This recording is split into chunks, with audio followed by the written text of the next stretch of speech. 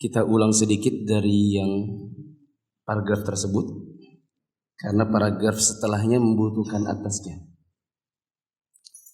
Sudah? Bismillahirrahmanirrahim. Alhamdulillahirabbil alamin wassalatu wassalamu ala asyrafil anbiya'i wal mursalin wa ala alihi wa ashabihi ajma'in. Qala al-muallif rahimahullah, fawajibun 'alaika ya akhi muslim liyakuna 'amaluka sahihan an tata'allama ma yastaqimu bihi dinuk min salatika wa shaumika wa hajjika wa tata'allama ahkama zakati malik wa kadzalika tata'allama min ahkam muamalati ma tahtaju ilayhi litakhudha minha ma abaha Allahu lak wa tatajannabu minha ma harrama Allahu 'alaik liyakuna kasbuka halalan wa ta'amuka halalan wa litakuna mujabat du'a atau mujabat da'wah. Kullu dhalika mimma tamassu hajatuka ilai mimma tamassu hajatuka ila ta'allumihi wa huwa maysurun biidznillah mata ma sahhat azimatu wa saluhat niyyatu.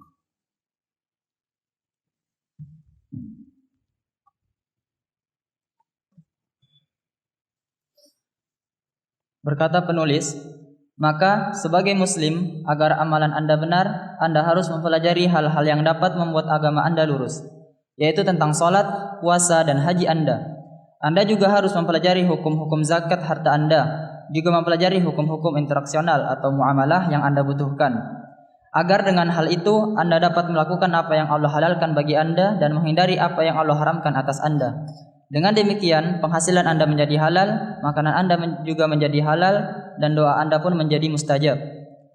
Semua itu adalah hal-hal yang sangat mendesak untuk dipelajari. Hal itu akan mudah atas seizin Allah, bila tekad Anda bulat dan niat Anda tulus. Hendaklah Anda rajin membaca kitab.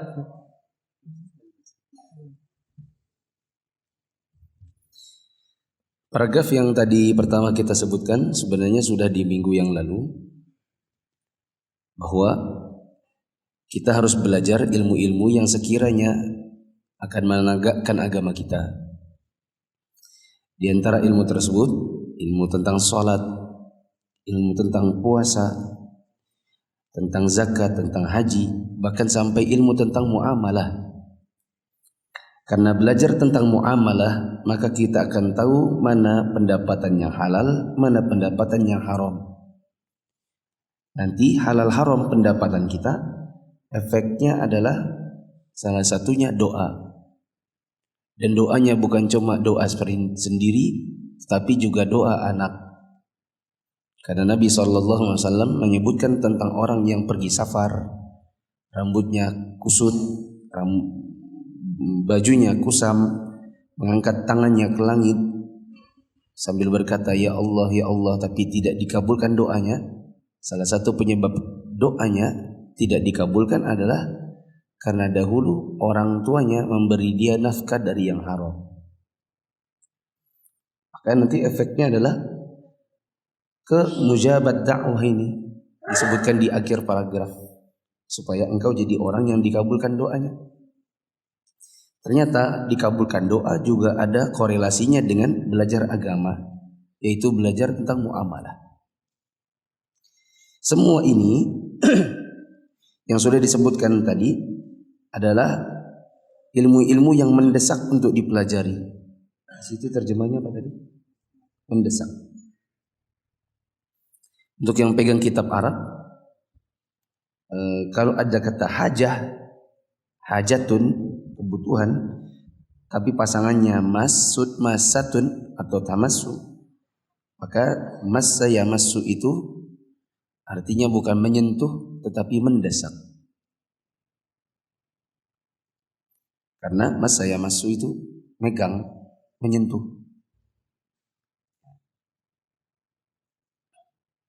Tapi kok menyentuh kebutuhan? Apa maksudnya kebutuhan menyentuh? Ketika pasangannya adalah hajah, maka penerjemahannya mas itu adalah mendesak. Kata Syekh Shalih bin Fauzan, belajar semua ini akan mudah apabila azamnya kuat, niatnya lurus.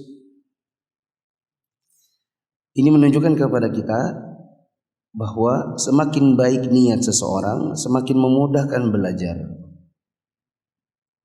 Kalau niat itu tidak kuat, maka tidak akan kuat juga dalam belajar. Ada orang kalau kajian, misalnya niatnya adalah ngumpul, maka kalau nggak ada acara ngumpul, kalau temennya nggak hadir, kamu udah ikut nggak? Aku lagi nggak bisa, aku nggak bisa. Karena niatnya temenannya ngumpulnya nggak ada, dan niat belajarnya adalah ngumpul, ya maka nggak akan pergi. Contoh yang lain misalnya niatnya duduk di depan adalah karena bukan supaya lebih fokus, tapi supaya dapat kesempatan foto sama ustadz setelah ini. Kan kalau datang ustadz luar kota kan, apalagi ustadz yang memang terkenal, itu biar jam 5 antum sudah datang. Apa niatnya? Banyak yang niatnya adalah supaya bisa foto sama ustaz. Bahkan pernah ada yang bilang sama saya langsung sendiri. Saya pernah bernazar, kalau saya bisa fotoan sama ustaz itu, maka saya akan nikahi akhwat yang itu. Kalau saya bisa nikah sama akhwat itu, saya akan foto sama siapa, itu kan masih mending ya. Ini enggak yang dijadikan bahan nazar sesuatu yang remeh, nazarnya sesuatu yang mengerikan. Menikah itu kan sesuatu yang berat ketimbang foto. Kalau saya bisa foto sama ustadz, maka saya akan nikah sama akhwat itu. Saya tanya, siapa yang nazar begitu? Saya, ustadz. Antum sendiri? Alay banget, luar biasa.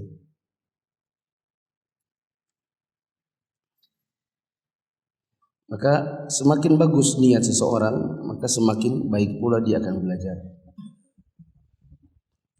Dan niat yang paling bagus di dalam belajar adalah mengangkat kebodohan diri sendiri dan orang lain. Afwan, maju bisa? Semuanya maju.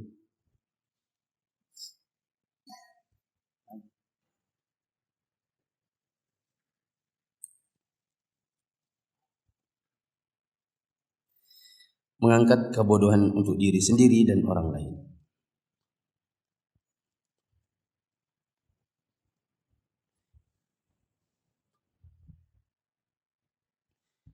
Jangan lupa, kita juga punya tanggung jawab untuk mendakwahkan ilmu, terutama untuk orang-orang yang ada di rumah. Maka jangan berniat untuk mengangkat kebodohan untuk diri sendiri saja. Di dalam belajar kita harus punya azam untuk mengangkat kebodohan dari orang lain, minimal yang di rumah. Karena kita punya tanggung jawab, apalagi kalau kita laki-laki. Kita harus memberitahu istri kita, harus ngajari anak kita. Bahkan ilmu haid nifas itu juga harus dipelajari laki-laki, bukan cuma perempuan. Karena haid nifasnya istri berkenaan juga dengan suami. Tentang cerai, tentang masa iddah, tentang kapan dia berkumpul, apakah semata-mata bersih ataukah harus mandi dulu. Maka ini ada hubungannya juga sama laki-laki, maka laki-laki juga harus belajar haid nifas. Dan kita harus beritahu istri kita. Kadang istri kita nggak tahu, dia tanya sama kita, ini darah apa ya Bia? Aku biasanya haid 7 hari, ini sudah hari ke-9 masih ada darah, ini darah apa ya? Dia nanya sama suaminya. Maka laki-laki juga belajar.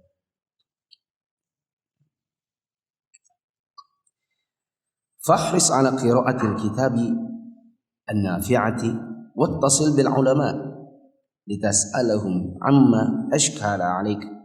وتتلقى عنهم أحكام دينك وكذلك عليك أن تعنى بحضور الندوات والمحاضرات الدينية التي تقام في المساجد وغيرها وتستمع إلى البرامج الدينية من الإذاعة وتقرأ المجلات الدينية والنشرات التي تعنى بمسائل الدين فإذا حرصت وتتبعت هذه الروافد الخيرية نمت معلوماتك واستنارت بصيرتك.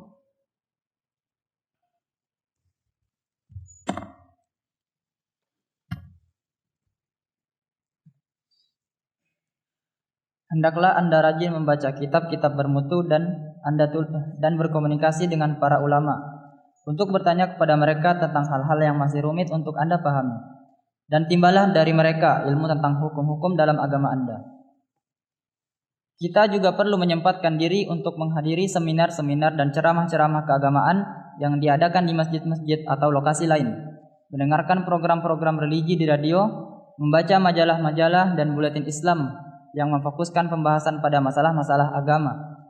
Apabila Anda rajin dan menekuni berbagai jendela kebajikan itu, maka pengetahuan Anda akan meningkat dan mata hati Anda akan bersinar.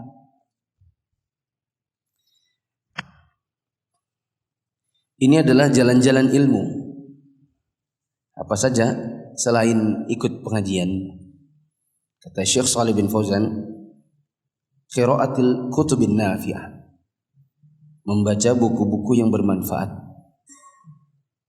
Dan memang jamaah yang dirahmati Allah, kita memang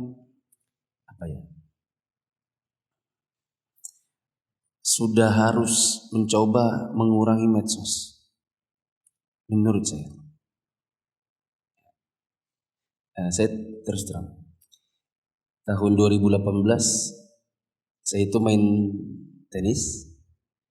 Terus ada serve yang terlalu keras sehingga di sini sampai sekarang sakit. Semakin dipicu sakitnya kalau saya pegang handphone yang cukup lama. Karena handphone itu kadang panas. Bagi handphone saya ini agak panas. Itu menjalar ke tangan. Jadi kalau sudah saya ketik lama-lama tangan saya itu sakit di tempat yang dimana pernah cederanya. Tak pikir lagi apa sih yang saya buka sehingga begitu lama. Ini chatting yang tadi sudah dibaca lagi. Terus Facebook, buka gini status orang yang banyak yang nggak manfaat. Menurut saya mereka bikin status yang tidak manfaat. Duh, panas nih coy. Apa pentingnya bagi saya untuk baca? Dia panas kan enggak kan? Terus saya bikin status, orang komen, saya buka lagi komennya. Setelah sejam, ada lagi yang komen, buka lagi komen. Dari komen-komen yang sudah misalnya 10 orang berlalu, buka orang ke-11, 10 itu terbaca lagi. Habis waktu sebenarnya. Bikin tangan sakit. Saya pikir-pikir, buat apa?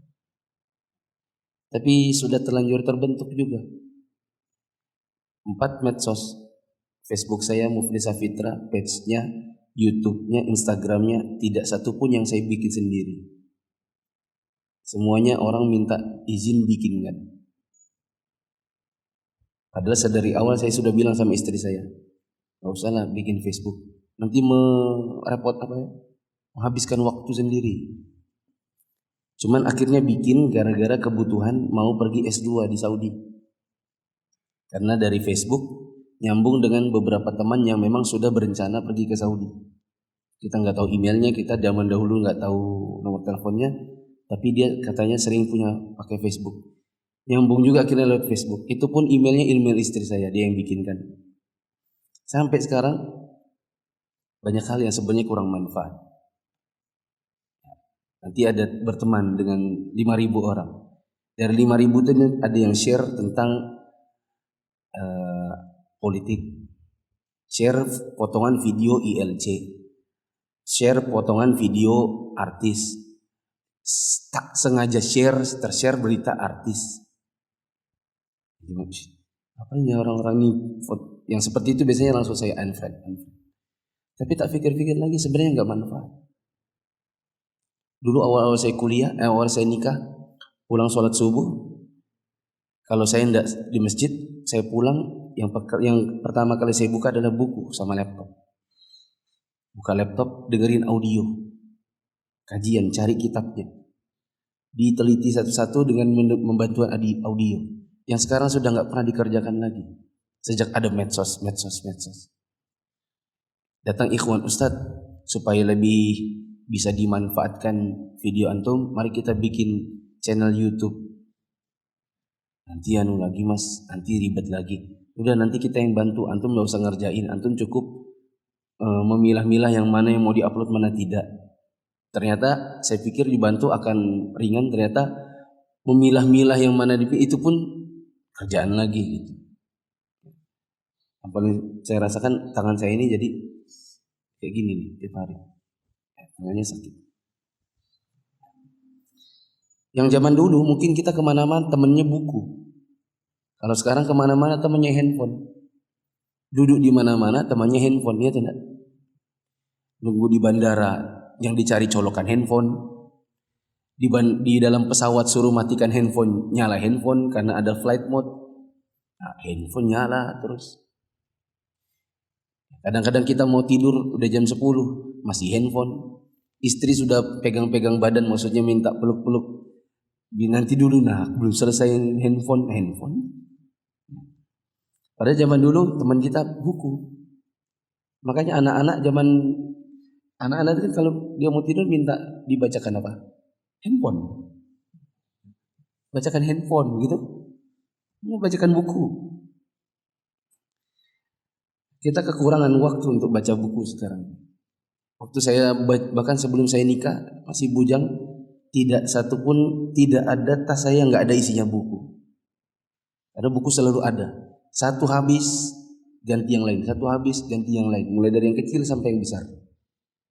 Kemana-mana saya bawa di dalam tas, nggak pernah absen namanya buku. Begitu juga salah satu wasilah ilmu adalah berkonsultasi dan nelpon para ulama.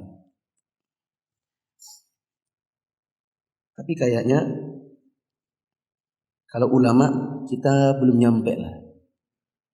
Mau nelpon ke syekh siapa? Bahasa Arab, Assalamualaikum, Waalaikumsalam. Kaifa haluk ya syekh?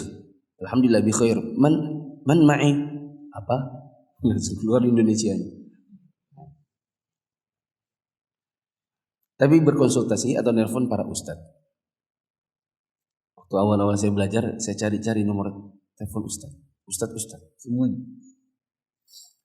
Dari seorang teman di panitia kajian di Jogja. Tak minta banyak. Awal-awal yang saya minta itu nomor Ustadz Yazid. Nanya Ustadz Abdul Hakim, tidak punya. Terus mulai punya nomornya Ustadz Maududi. Mulai punya nomornya Ustadz banyak lah. Kadang satu masalah, zaman dulu kan pakai M3 SMS 10 gratis 100, kan? Nah saya pakai itu SMS 10 Ustadz, sisanya gratis SMS yang lain. Berharap dari sekian puluh Ustadz itu ada yang jawab satu aja, sehingga saya tidak beramal dengan pemikiran saya sendiri. Ada Ustadz yang memfatwakannya. Jadi kita punya landasan dalam beramal. Yang nggak pernah jawab Ustadz Yazid. Dan sekarang saya baru tahu, bukan sekarang sih baru tahu. Beliau itu memang dari dulu nggak pernah pegang SMS, terus WhatsApp. Dia itu pakai handphone buat nelfon. Nggak pernah saya temukan ada WA-nya Ustadz Yazid. Mungkin dia punya WA khusus buat istrinya aja kali sama anaknya. Tapi untuk keluar nggak pernah. Jadi kalau mau konsultasi sama Ustadz Yazid harus SMS dulu. Bolehkah saya menelpon Ustadz? Penting. Mufli. Nanti dia jawab. Misalnya sudah jam 2 gitu ya, cepat sekarang. Telepon itu pun nggak bisa lama-lama. Masalahnya langsung dijawab, selesai. Nggak bisa basa-basi. Oh Ustaz, satu lagi. Nggak ada, antum bilang tadi satu, cukup satu. Ya. Karena memang waktu habis untuk ngelayanin. Belum lagi yang pakai WA. Aduh, di HP admin itu pertanyaan. Kadang-kadang ditanyain saya tidak bisa jawab. Bukan tidak ngerti jawabannya, tapi capek sudah menjawabnya. Setiap orang bertanya, dikasih jawaban, minta dalil. Kalau seandainya setiap orang pakai dalil, capek juga. Dari pertanyaan-pertanyaan gimana ya supaya tidak satu persatu, bikin grupnya. Habis bikin grupnya tanya jawab ringkas. Habis itu nanyanya, akhirnya sampailah jadi sekarang ini ada kajian di Wika yang Senin malam. Kajian penerang jalan. Untuk meminimalisir saya banyak menjawab pertanyaan lewat medsos. Berkonsultasilah pada Ustadz, antum punya nomornya. Lebih bagus lagi kalau antum bisa dekat, sehingga kalau antum nelpon nggak di rejectnya, kan? Misalnya antum punya nomor Ustadz Abdurrahman, yang Menorton kan dekat sama beliau. Kayaknya kalau Menorton yang nelpon Ustadz Abdurrahman, insya Allah langsung diangkat. Tapi kalau antum nelpon Ustadz Abdurrahman, mungkin kalau nggak dikenal nomornya mungkin nggak dijawab. Kalau sama saya beritahu aja. Yang paling mudah adalah antum datang langsung ke kantor, tidak pakai janji. Antum semakin berjanji dengan saya malah semakin terpersulit. Karena mikirin apa? Ada orang mau janji satu-satu datang. Jadi kadang ada yang langsung datang langsung, Ustaz, Assalamualaikum, Waalaikumsalam. Mau nanya sebentar aja malah tak jawab. Ya, kalau nanya WhatsApp mungkin antum akan menunggu lama. Begitu juga salah satu dari wasilah-wasilah ilmu adalah hadir di dalam daurah-daurah dan seminar. Tapi catatannya, janganlah jadikan daurah itu sebagai ajang baru antum hadir kajian. Karena daurah itu sebenarnya dia lebih ke arah hiburan, yaitu menghilangkan kebosanan. Dia ibarat ekstrakurikuler kalau di sekolah. Ekstrakurikuler bisa antum manfaatkan, bisa tidak. Tapi kalau kegiatan aslinya yang di sekolah, yang terkurikulum, itulah yang harusnya diikuti. Jangan seperti di sekolah, jangan lebih banyak fokus ke ekstrakurikuler, melupakan pelajaran. Ya, ikutnya basket, ikut turnamen, ya. Ikut turnamen, tapi kalau pelajaran yang aslinya tidak diikuti. Ada yang ekstrakurikulernya misalnya pramuka, PMI, PMI ya, PMI, PMR, ekstrakurikuler paduan suara. Tapi di jam-jam sekolah jarang hadir, maka ini salah. Begitu juga ada kajian kitab, tidak pernah hadir. Tapi kalau daurah paling depan. Ini salah dalam pola belajar. Daurah itu sebenarnya adalah untuk tambahan saja. Apalagi daurah yang kita nggak bisa nyatat karena nggak ada bukunya. Beda kajian rutin, ada bukunya. Kita bisa ikut nulis, bisa ikut menstabilo, bisa ikut menandai. Oh ini nomor berapa? Yang mana sih yang ini diikutin. Kalau di daurah kan jarang kita bisa nulis dengan kitab, dengan lengkap dengan dalil-dalil. Salah satunya yang lain adalah dengerin radio. Dengarkan ceramah-ceramah di radio, atau juga kaset-kaset atau CD yang yang direkam lalu kita dengar misalnya di MP3. Kalau ada mobil dengerinnya di audionya mobil. Semoga dengan alat-alat bantu seperti itu, apa kata dia bagian dari tadi? Pengetahuan Anda semakin meningkat, mata hati Anda akan semakin bersinar. Kata Syekh Shalih bin Fauzan, "Wala tansa ya akhi, anna al-ilma yanmu wa yazku ma'al amal. Fa idza 'amilta bima 'alimta zadakallahu 'ilman. Kama taqulul hikmatu al-ma'thuratu man 'amila bima 'alima awrathahu Allahu 'ilma ma lam ya'lam. Wa yashhadu lidzalik qauluhu ta'ala wattaqullaha wa yu'allimukumullah wallahu bikulli syai'in 'alim.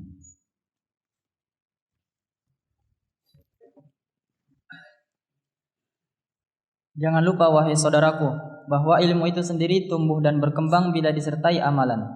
Jika Anda mengamalkan ilmu yang telah Anda ketahui, maka Allah berkenan menambahkan ilmu kepada Anda, sebagaimana hal tersebut diungkapkan dalam sebuah kalimat bijak klasik. Barang siapa mengamalkan apa yang telah ia ketahui, maka Allah akan menganugerahinya ilmu terhadap apa yang tidak ia ketahui. Hal ini diperkuat oleh firman Allah Subhanahu wa taala yang artinya, dan bertakwalah kepada Allah, dan Allah akan memberi ilmu kepada kalian. Sungguh Allah mengetahui segala sesuatu. Quran Surah Al-Baqarah ayat 282. Syekh Shalih Fauzan juga mengingatkan kepada kita bahwa ilmu itu semakin berkembang bila diamalkan. Semakin jarang diamalkan, dia semakin mandek. Contohnya, antum akan semakin hafal kapan antum menjamak, kapan antum mengqasar, kapan antum menjamak qasar, bila antum banyak safar. Itu tidak? Tapi jangan juga memperbanyak safar hanya demi menghafal jamak qasar. Tapi banyak antum safar, antum akan semakin berpengalaman. Oh, safar zuhurnya jam 11:30, belum waktu zuhur. Landing di sana 2:30. Baru nyampe di sana jam 2:30. Sholatnya saya kapan? Di mana? Di pesawat, di darat. Oh, saya berangkatnya naik ke pesawat waktu azan zuhur. Nyampe di sana di tujuan, anggaplah misalnya di waktu asar. Di mana saya sholatnya? Di darat atau di pesawat? Di waktu zuhur atau di waktu asar? Oh, saya mau berangkat pesawatnya subuh, bahkan naik pesawat sebelum azan subuh, tapi diperkirakan landingnya di sana jam 7 pagi. Di manakah saya sholat? Sebelum waktu subuh sudah sholat subuh? Ataukah sholat subuh di pesawat? Ataukah tunggu landing nanti baru qadha sholat subuh? Semakin banyak antum pergi safar, semakin banyak akan tergali dan terlatih cara berpikir soal ilmu yang satu ini. Ini hanya sekedar contoh. Semakin banyak kita amalkan, maka insya Allah semakin kuat ilmu itu di dalam diri kita. Begitu juga misalnya ilmu tentang sujud sahwi. Semakin banyak antum salah di dalam sholat, maka semakin hafal antum sujud sahwi. Ya tidak? Semakin hafal caranya sebelum salam atau sesudah salam. Perlu nambah rakaat atau tidak? Perlu membatalkannya atau tidak? Perlu mengulanginya atau tidak? Berapa jumlahnya sujudnya? Apa bacaannya? Semakin banyak salah, semakin terlatih di kepala. Tapi jangan menyalah-nyalakan sholat hanya untuk latihan sujud sahwi. Kata orang di zaman dulu, siapa yang apa bilang tadi? Man amila bima alim, barang siapa? Barang siapa yang mengamalkan apa yang telah dia ketahui, awratahullahu ilma ma lam ya'lam, maka Allah akan anugerahkan kepada dia, diwariskan kepadanya ilmu yang sebelumnya dia tidak ketahui. Wal ilmu ahaqqu ma tusrafu fihi al-awqat wa yatanafasu fi nailihi dhu al-uqul atau dhawul uqul. Fabihi tahya al-qulub wa tazku al-a'mal. Wa laqad athna Allahu jalla dhikrahu wa taqaddasat asma'uhu min al-ulama al-amilin wa rafa'a min sya'nihim fi kitabih al-mubin. Qala ta'ala hal yastawi alladhina ya'lamun wal ladhina la ya'lamun innama yatadhakkaru ulul albab. Wa qala ta'ala yarfa'illahu alladhina amanu minkum walladhina utul ilma darajat wallahu bima ta'maluna khabir. Fabayyana subhanahu wa ta'ala mizatal ladzi utul ilma al-mukhirruna bil iman. Thumma akhbara annahu khabirun bima na'lamu wa muttali'un alayhi wa liyadullana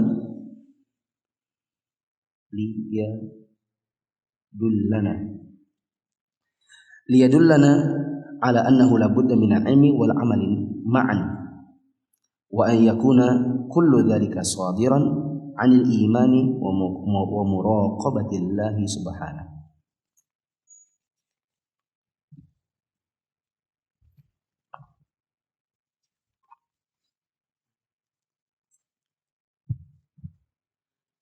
Ilmu adalah sesuatu yang paling pantas mendapatkan curahan waktu dan paling pantas untuk diperebutkan oleh orang-orang berakal.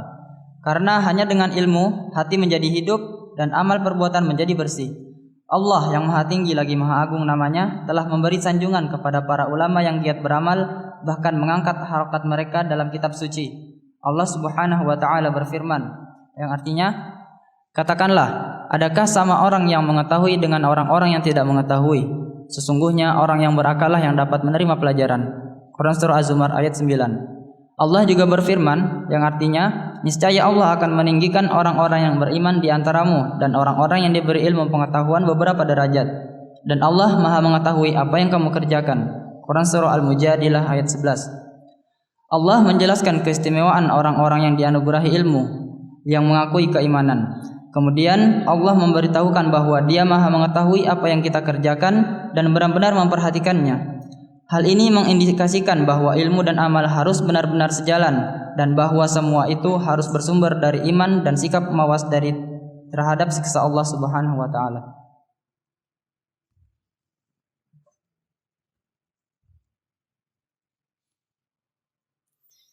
Ilmu itu adalah yang paling pantas untuk kita habiskan waktu.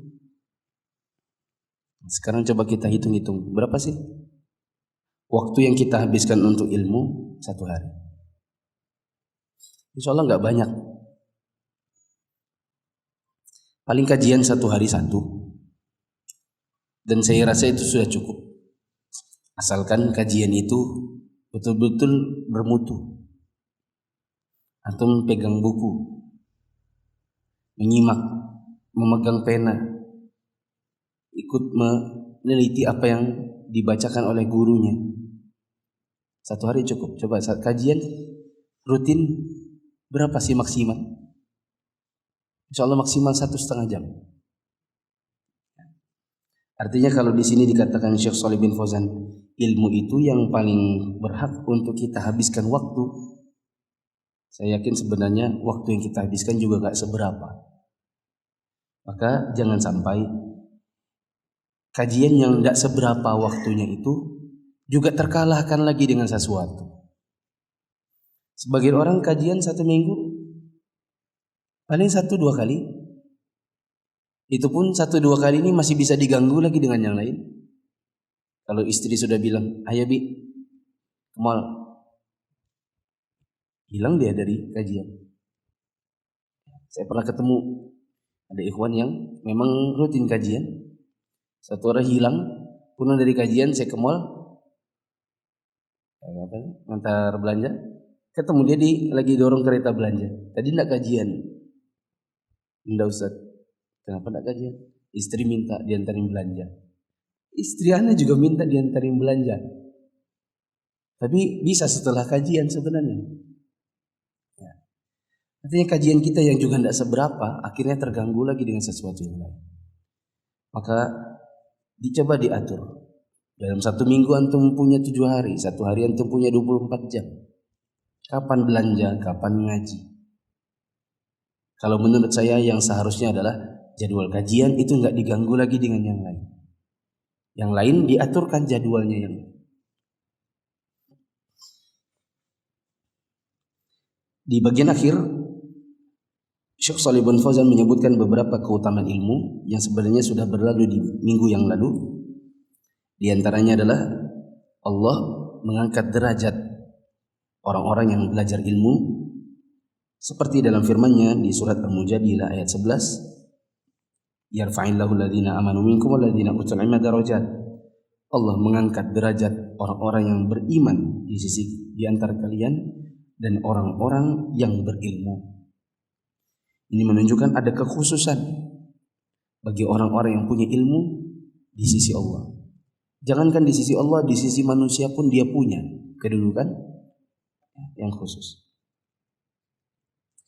Paragraf terakhir, wa nahnu amalan biwajib at-ta'awuni 'alal birri wat taqwa sanuqaddimu laka bihaulillah min khilali hadzal kitabi ba'd al-ma'lumati min ar-rasid al-fiqhi alladhi istanbatahu lana ulama'una wa dawwanuhu fi kutubihim wa sanuqaddimu laka ma tayassara min dhalik la'allahu yakunu dafi'an laka 'ala al-istifadati wal istizadati min al-'ilmi an-nafi'.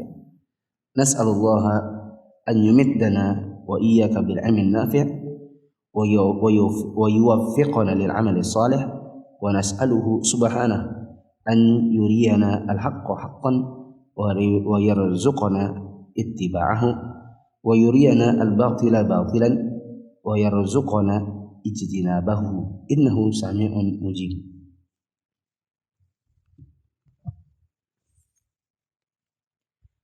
Demi menjalankan kewajiban saling tolong-menolong dalam kebajikan dan ketakwaan, kami hadirkan dengan daya dan kekuatan Allah melalui lembaran-lembaran buku ini beberapa pengetahuan terkait dengan disiplin ilmu fikih yang telah disimpulkan oleh para ulama kita dan dicatat dalam buku-buku mereka. Kami akan ketengahkan apa yang dapat kami upayakan. Semoga dapat menjadi motivator bagi pembaca sekalian untuk menambah ilmu dan meningkatkan pembedarahan ilmiah yang bermanfaat. Kami memohon kepada Allah agar mendukung kita bersama dengan ilmu yang benar dan memberi taufik kepada kita sehingga kita mampu melaksanakan amal saleh. Kami juga memohon kepada Allah agar memperlihatkan kebenaran secara jelas kepada kita dan memberi kita kemampuan untuk dapat melaksanakannya. Dan dari memperlihatkan kepada kita kebatilan secara jelas serta memberi kita kemampuan untuk dapat menghindarinya. Sesungguhnya Allah Maha mendengar lagi Maha mengabulkan doa.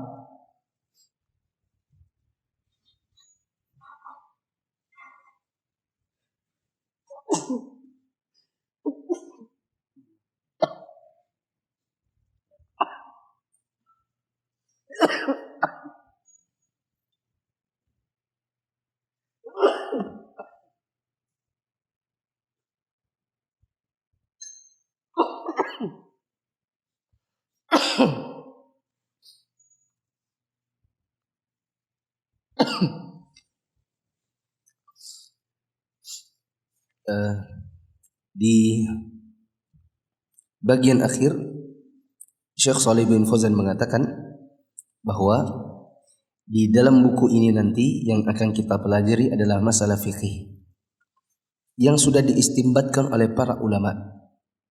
Padahal beliau juga termasuk di antara para ulama.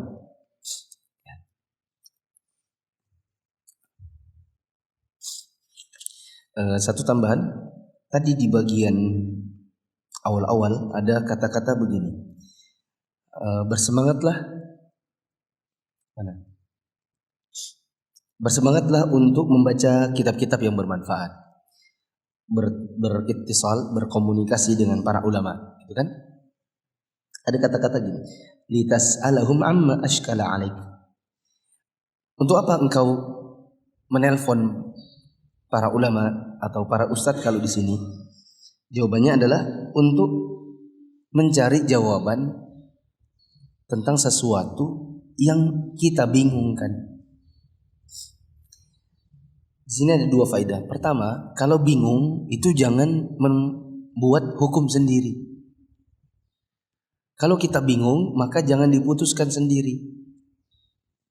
Banyak orang yang tidak sadar dengan kemampuan ilmunya, lalu dalam berbagai masalah dia putuskan sendiri menurut kemampuan. Lalu bikin apa? Bikin sesuatu yang akhirnya secara syar'i malah salah. Misalnya mau kerja sama temannya, mau bagi hasil itu dari apa? Dari modal kah?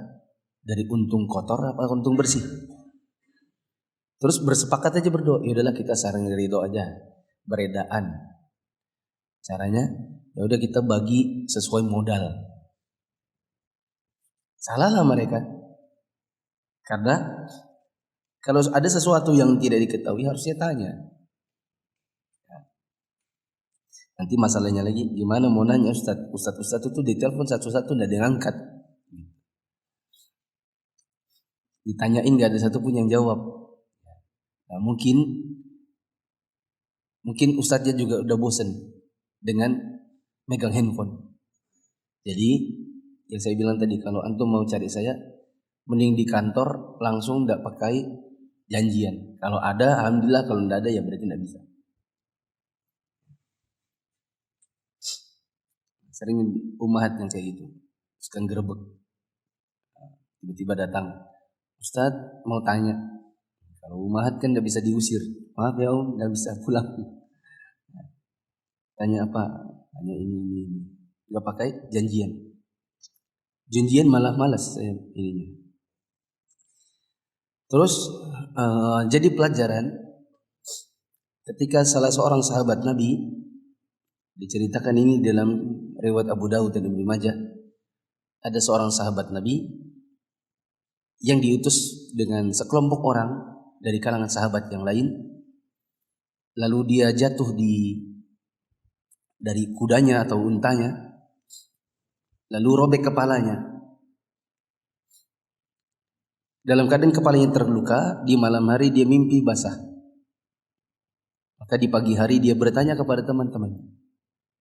Kata dia, saya ini kepala saya gini, ada lukanya robek. Saya mandi kah atau enggak? Soalnya saya mimpi basah. Maka kata sahabat-sahabat yang lain, kamu harus mandi. Kami tidak melihat uzur bagimu kecuali kau harus mandi. Maka dia mandi. Lukanya semakin parah dan akhirnya dia wafat karena lukanya. Pulang kepada Nabi, sekelompok orang ini, ketika pulang salah satu melapor, ya Rasulullah, si fulan wafat di sana. Kejadiannya begini dan begitu. Maka Nabi marah. Lima la tas'alu idza lam ya'lamu fa inna shifa'ul 'ayyi as-su'al. Kenapa enggak nanya? Kenapa berfatwa dengan fatwa yang salah? Kalau tidak tahu maka bertanya, karena sesungguhnya obat dari ketidaktahuan itu adalah bertanya. Maksudnya Nabi menyalahkan orang-orang yang memfatwakan dia suruh apa? Suruh mandi. Sebenarnya untuk keadaan seperti itu adalah cukup tayamum.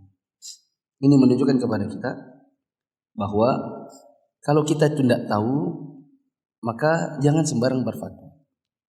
Karena sembarang berfatwa bisa nanti berakibat kepada kerusakan.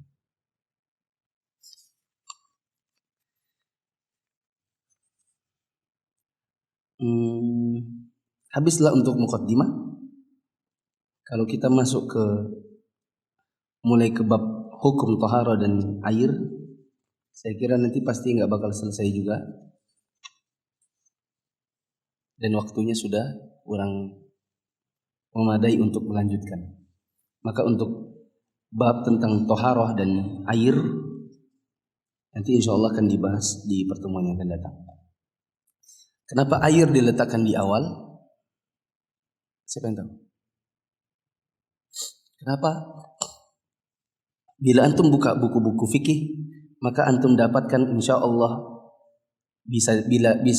bila tidak bisa dibilang semua, maka saya bilang mayoritas.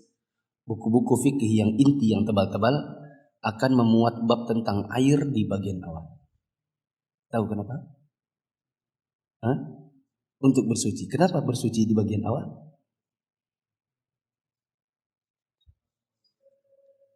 Ya, karena sholat itu diawali dengan cara bersuci. Sebelumnya sholat ada apa? Rukun Islam. Apa sebelum sholat? Rukun Islam sebelum sholat apa? Syahadat. Nah, syahadat bukan masalah fikih. Syahadat masalah apa? Akidah. Maka dia antum dapati di buku-buku akidah. Adapun di buku fikih dimulai dari sholat. Gak bisa langsung bab sholat, karena syarat sah sholat apa? Bersuci. Gak wudu. Bisa jadi wudu, bisa jadi mandi junub, bisa jadi tayamum. Sebelum sholat syaratnya apa? Bersuci. Bukan wudu ya. Bersuci dari hadas kecil dan hadas besar. Secara umum bersuci dengan menggunakan apa? Medianya ada dua, apa? Air, satu lagi tanah. Yaitu untuk tayamum. Maka diletakkanlah bagian air di bagian awal. Mana air yang antum bisa pakai untuk bersuci, mana yang tidak. Bolehkah antum berwudu pakai air teh? Tidak ada air putih, adanya susu, ultra milk. Bisakah antum wudu pakai ultra milk? Misalnya, antum pergi safar, ya, nyampe di masjid, rupanya lagi kemarau, tapi adanya teh kotak. Bolehkah antum berwudu pakai air teh kotak? Atau kata tayamum saja? Itu nanti akan dijelaskan sebelum di awal-awal bab ini, sebelum bab sholat. Pertanyaan?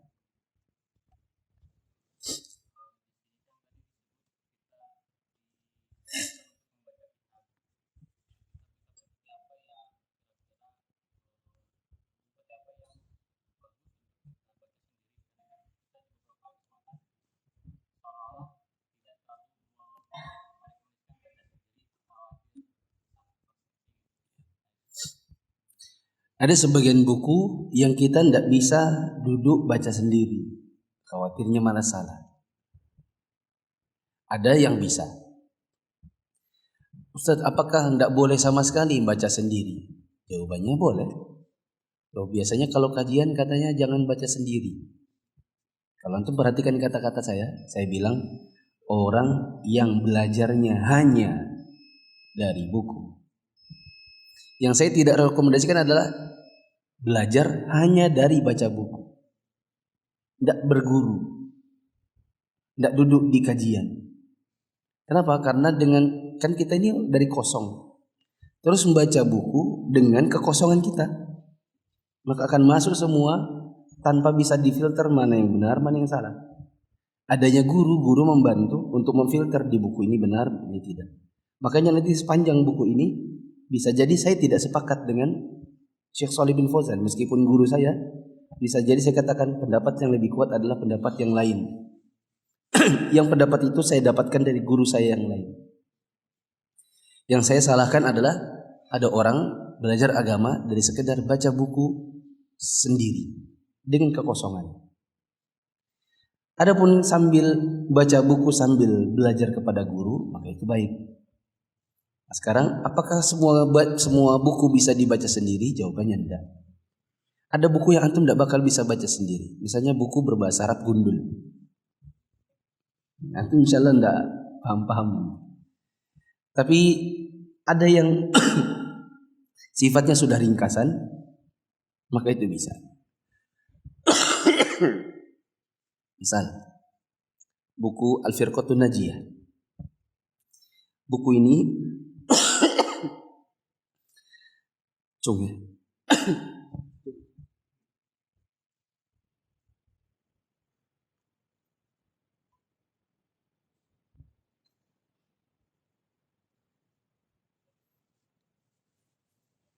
awal saya belajar dulu buku Al-Firqatun Najiyah termasuk yang saya baca sendiri.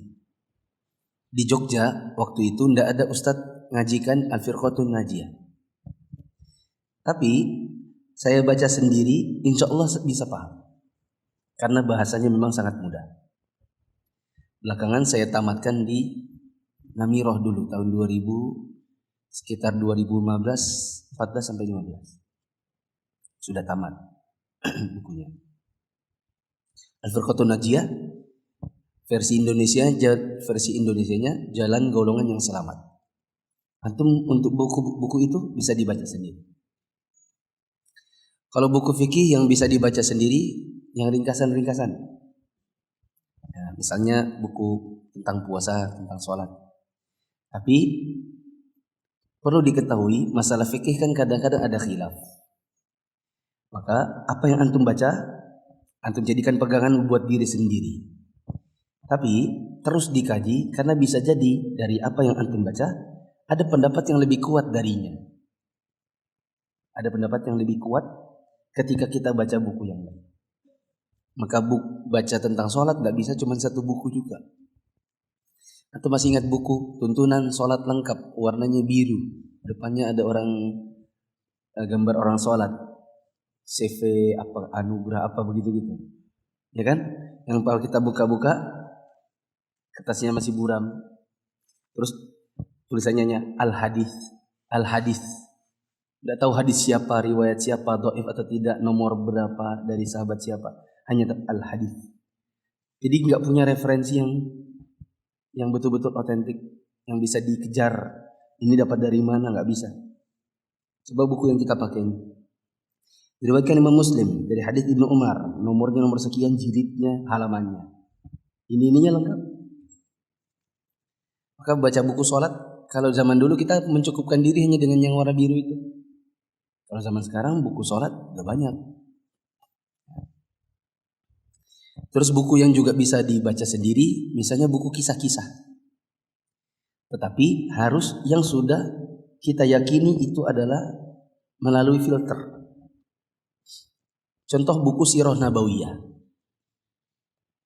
Kalau pakai yang Ar-Rahiqil Makhtum, versi Indonesianya ada banyak. Contohnya versi Indonesianya Perjalanan Muhammad yang Agung, Perjalanan Rasulullah yang Agung. Itu terjemah dari Rahiqil Makhtum.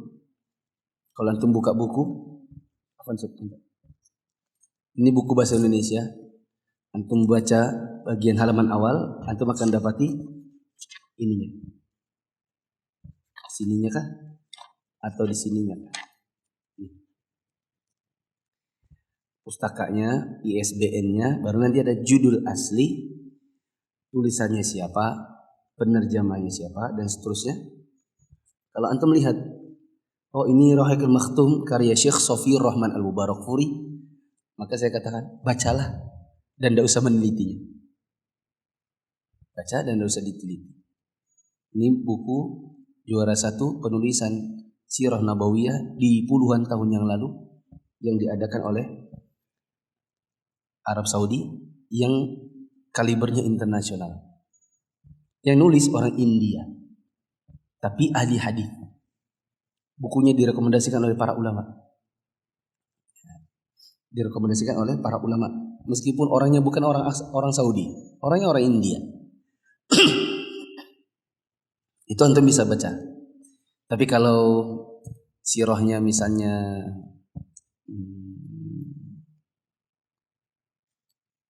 Ibnu Katsir, masih lihat lagi nanti ada sahihnya yang Ibnu Katsir yang sudah dimurojaah oleh para ulama yang lain. Jadi ada beberapa, ada yang tidak. Nah, tinggal antum mau buku apa, tentang apa? Mau buku apa?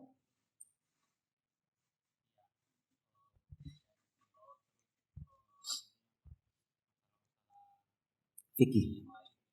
Untuk masalah fikih, saya rekomendasikan antum punya buku ini di rumah. 1 set. Ensiklopedi Sholat 1 set, 3 jilid. Sahih Fikih Sunnah 4 jilid 1 set. Antum punya ini, punya ini, punya ini. Bila antum dapati sebuah masalah yang membingungkan, antum buka 3-tiganya. Insya Allah urutan babnya sama. Nanti tinggal membandingkan dari ketiga buku ini, lihat dalil-dalilnya masing-masing. Bila antum masih bingung, antum cari ustaz. Ustaz, saya sudah membaca 3 buku. Di sini disebutkan begini, begini, begini. Tapi yang jelas di rumah harus ada referensi yang siapa tahu suatu ketika tiba-tiba kita butuh untuk cari jawabannya. Pertanyaan?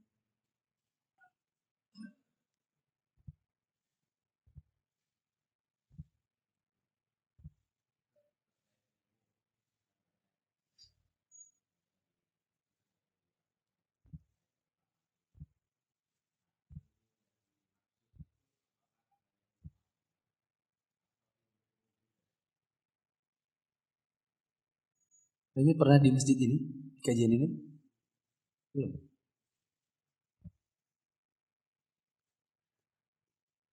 Keutamaan ilmu itu mencakup ilmu dunia, ilmu agama saja, atau ilmu dunia juga? Kayaknya sudah di sini. Ya, di kajian ini. Kayaknya iya, di awal-awal. Minggu lalu kayaknya. Hah?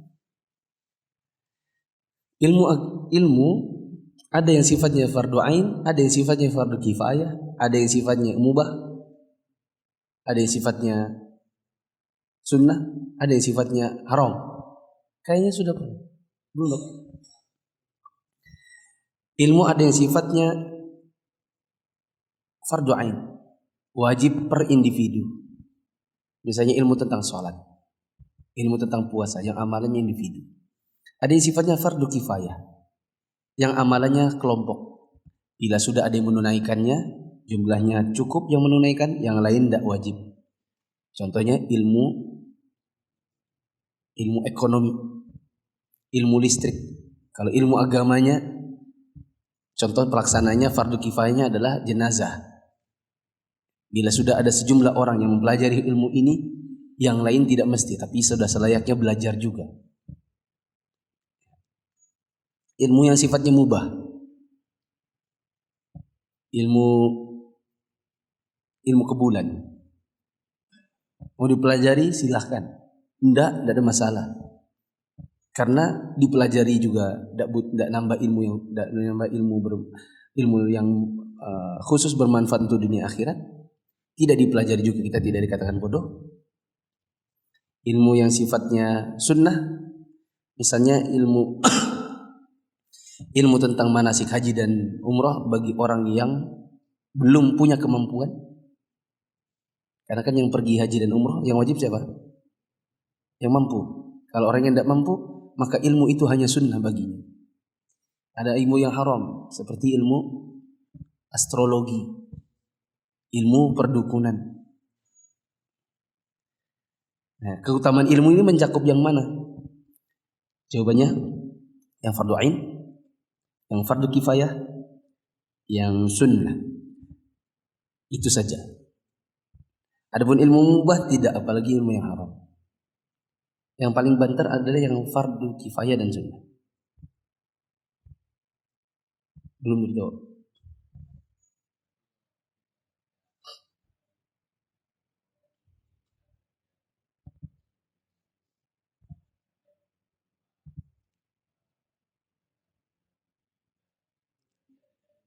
Betul.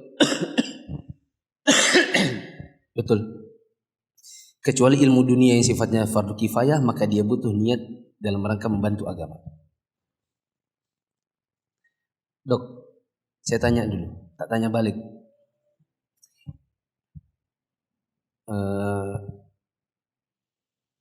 Ilmu farmasi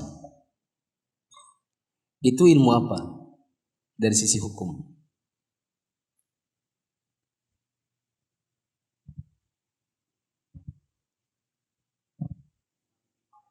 Fardu kifayah.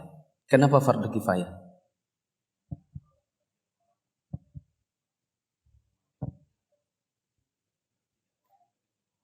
Ya. Karena ilmu itu, ilmu farmasi yang nanti tahu tentang obat-obatan, kan tidak semua orang harus menjadi apoteker. Setiap orang cukup nanti yang lain belajar tentang teknik, yang lain belajar ekonomi. Nanti kalau dia sakit, nah obat-obatnya apa? Dia tanya apoteker atau tanya dokter, ya kan? Gak semua orang harus belajar. Tapi jangan juga semua tidak ada yang belajar. Sakit apa? Obatnya apa? Apa ya? Di kampung ini gak ada yang tahu obatnya apa.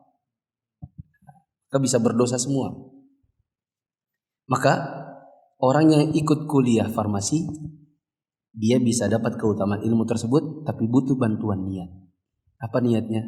Ya Allah, aku belajar ilmu ini untuk membantu masyarakat yang sakit. Baru dia dapat. Karena bisa jadi ilmu ini dipelajari bukan tujuan itu. Misalnya, ya Allah, aku belajar ini karena bapakku sudah punya apotek. Kata bapak, daripada kamu belajar yang lain, nanti tidak ada yang wariskan apotek. Akhirnya hanya sekedar belajar karena sudah ada ladang pekerjaannya. Nggak dapatlah dia ilmu tersebut. Ya atau tidak? Pertanyaan? Habis? Insya Allah untuk di minggu yang depan kajian libur karena saya mau pergi umroh. Semoga yang belum pernah umroh Allah izinkan dan Allah berikan rezeki untuk kapan-kapan bisa umroh. Begitu juga kajian sampai dengan hari Selasa di minggu yang akan datang. Tapi insya Allah saya landing di sini hari Rabu pagi bila badan tidak remuk. Insya Allah kajian Rabu malamnya ada. Insya Allah. Subhanakallahumma wa bihamdika asyhadu an la ilaha illa anta astaghfiruka wa atubu ilaik. Wassalamualaikum warahmatullahi wabarakatuh.